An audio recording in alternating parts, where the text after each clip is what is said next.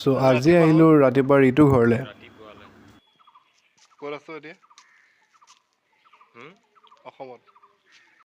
Hello' hi hello' hello' hello' so' এইবিলাক অলপ জমনি কৰিছোঁ আমি ঋতুৰ লগত। চ' পৃথিৱীতে আছোঁ। বেয়া নাপালে নাভাবিব আৰু এনেই জমাইছোঁ। মাটিৰ তলত পানীৰ ওপৰত। তাৰপাছত গ'লোঁ তনুৰ লগত জগিং কৰিবলৈ। চাওক এখন আমি বহি আছোঁ ইয়াত, অলপ ৱৰ্কআউট কৰিলোঁ আৰু তাৰপিছত আমি ওলালোঁ বগীবিল অভিমুখে।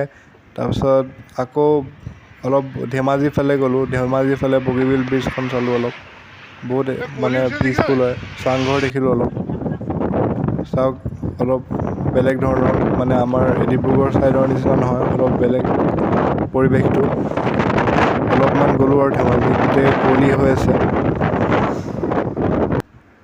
এই পাৰ্টটো চাংগামাৰী হাবি বুলি কয়, বা আপোনালোকে কমেণ্ট কৰি জনাবচোন কি বুলি কয় বগীবিল ব্ৰিজ পোৱাৰ পিছত, মানে ধেমাজি পোৱাৰ আগৰ ব্ৰিজৰ এৰিয়াটো। চক বহুত কুঁৱলী হৈ আছে, বহুত ঠাণ্ডা বতাহ মাৰি আছে এইফালে, বহুত ধুনীয়া লাগিছে।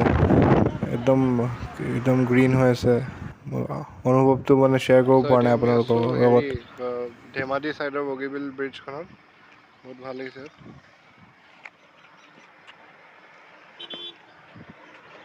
ৰেলৱে লাইন দেখিছে। চ' বাটতে আকৌ মানে নট ঋতু, তনু, চুঞ্চি আৰু উজুলি মাহীক লগ পালোঁ, আৰু মাইনাদাও আছিল লগতে। বহুত ভাল লাগিলে লগ পাই।